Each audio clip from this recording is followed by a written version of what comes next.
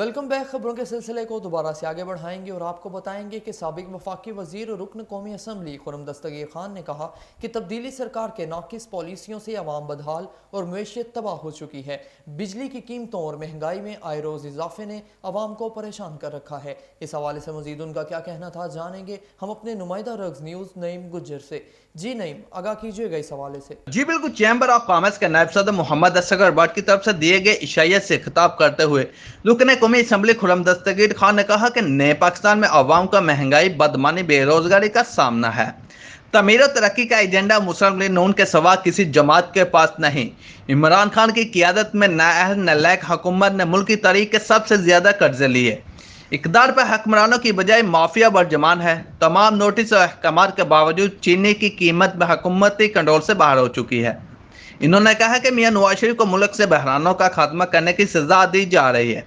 कौम एक मरतबा फिर मुस्लिम लीग नून और शरीफ बरादरान की तरफ देख रही है। जी बहुत शुक्रिया नईम, हमें तफसीलात से आगाह करने का।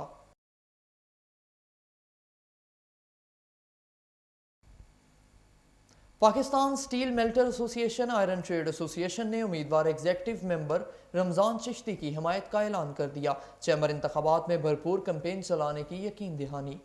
पाकिस्तान स्टील मेल्टर एसोसिएशन के vice chairman Tariq Bhatt, iron trade association के सदर जावेद भट्ट ने उम्मीदवार executive member founder Ittehad golden group Ramzan Chishti के मुकम्मल हमायत का ऐलान करते हुए कहा कि चैम्बर इलेक्शन जीतना हमारे लिए मिशन है। हमारी एसोसिएशन रमज़ान चिश्ती की कामयाबी के लिए भरपूर किरदार अदा करेगी। उन्होंने कहा कि रमज़ान चिश्ती दर्द दिल और दूसरों के काम आने वाली शख्सियत का नाम है। उनकी कामयाबी तक चैन से नहीं बैठेंगे। Member founder Ittehad golden group के रहनुमा रमज़ान चिश्ती ने कहा कि हमारे ग्रुप चैम्बर में 40 साल से काबिस्टोला के खिलाफ जिहाद के लिए निकला है और साथियों के ताउन से ऐसे अनासर के खिलाफ कामयाबी यकीनन हमारा मुकद्दर बनेगी। वजीर आज़म इमरान खान ने कहा कि आज तक फौज के साथ तनाज़े की कोई वजह हुई और ना होगी। वजीर आज़म इमरान खान ने अपनी गुफ्तगू में कहा था कि खारजी और दाखिली मामलात पर अस्करी क़यादत से खुलकर बात होती है। अंदरूनी और बैरूनी मामलात पर तमाम फैसले मुल्की मफाद में इत्तफाक़ राय से किए जाते हैं। सुबह पंजाब की हुकूमत बारे बात करते हुए उनका कहना था कि तर्ज हुक्मरानी की मजीद बेहतरी के लिए खसूसी तवज्जो मरकूज कर रखी है।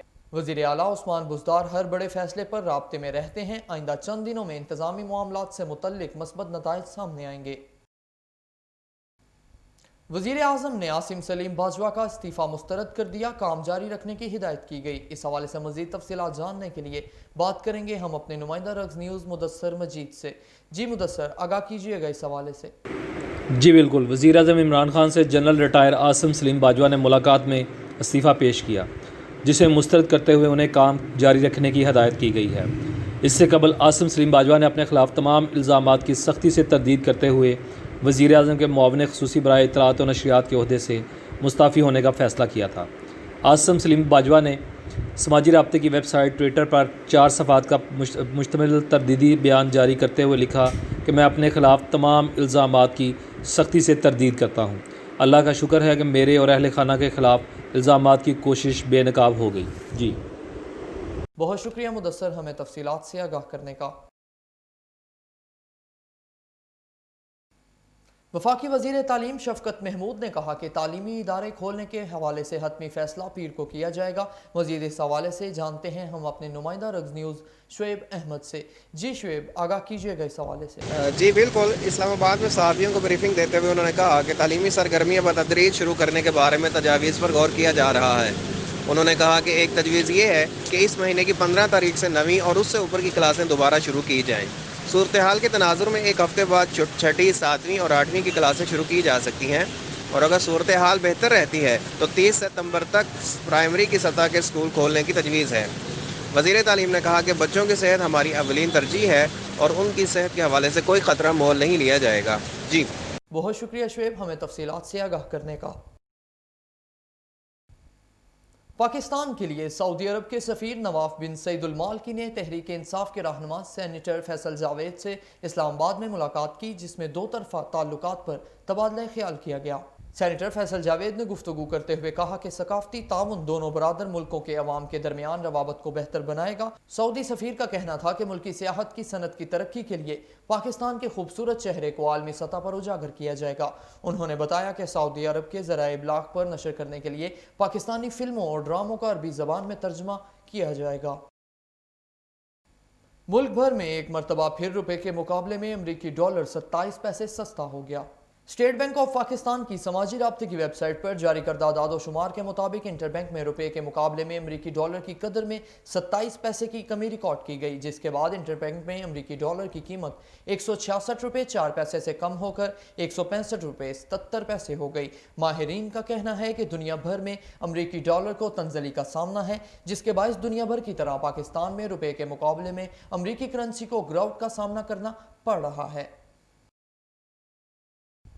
اسپیکر اسد کیسر نے کہا کہ ملک کی ترقی کا راز پارلیمنٹ کی مضبوطی میں ہے۔ انہوں نے کہا کہ پارلیمانی عوام کا نمائندہ ادارہ ہے جو ملکی مسائل کے حل کے لیے ایسی پالیسیاں واضح کرتا ہے۔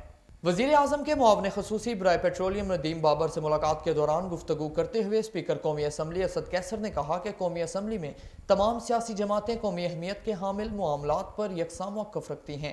ان کی ہمیشہ کوشش رہی ہے کہ ایوان کے اندر موجود تمام جماعتوں کو ایوان میں اظہار خیال کا مساوی موقع فراہم کیا جائے اور تمام معاملات کو افہام و تفہیم سے حل کیا جائے۔ انہوں نے کہا کہ 13 اگست 2020 کو اختتام پذیر ہونے والے پارلیمانی سال کے دوران قومی اسمبلی کارکردگی انتہائی شاندار رہی۔ کورونا وبا کے باوجود قومی اسمبلی کے اجلاس جاری رہے اور عوامی فلاح و بہبود سے متعلق قانون سازی عمل میں لائی گئی۔ وفاقی حکومت کو دوہری شہریت کے حامل پاکستانیوں کو الیکشن لڑنے کی اجازت دینے کا فیصلہ۔ ذرائع کے مطابق وفاقی کابینہ نے دوہری شہریت کے حامل پاکستانیوں کو الیکشن لڑنے کی اجازت دینے سے متعلق بل منظور کر لیا۔ ذرائع کے مطابق آرٹیکل 63(1)(c) تبدیل کرنے کے لیے آئینی ترمیمی بل کی منظوری دی گئی ہے۔ وفاقی کابینہ کی منظوری کے بعد آئینی ترمیمی بل وزارت پارلیمانی امور کو ارسال کر دیا گیا ہے۔ ذرائع کے مطابق کابینہ کمیٹی قانونی کیسز نے دوہری شہریت رکھنے والوں کو الیکشن لڑنے کی اجازت دینے کی مخالفت کی تھی، تاہم وفاقی کابینہ نے کابینہ کمیٹی برائے قانونی کیسز کا فیصلہ رد کرتے ہوئے ترمیمی بل کی منظوری دے دی۔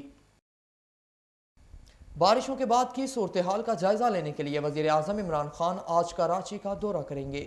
ذرائع کے مطابق وفاقی وزراء، national disaster management authority NDM میں حکام اور پارٹی قائدین وزیر اعظم کے ہمراہ ہوں گے۔ وہ دورے میں گورنر سندھ اور وزیر اعلیٰ مراد علی شاہ سے بھی ملاقات کریں گے۔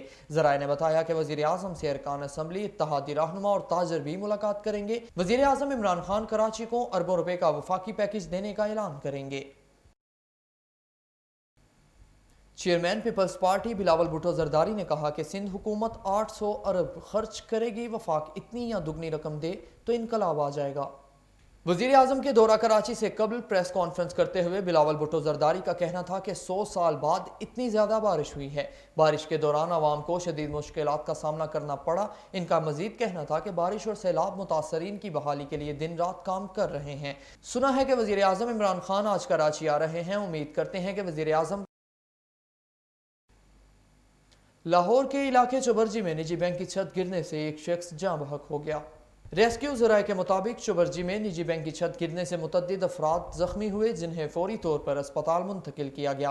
MS سروسز اسپتال کے مطابق چھت گرنے کے حادثات میں زخمی ہونے والے 6 افراد کو اسپتال لایا گیا۔ انہوں نے بتایا کہ حادثے کا ایک زخمی اسپتال میں دوران علاج دم توڑ گیا، جبکہ دیگر کو طبی امداد فراہم کی جا رہی ہے۔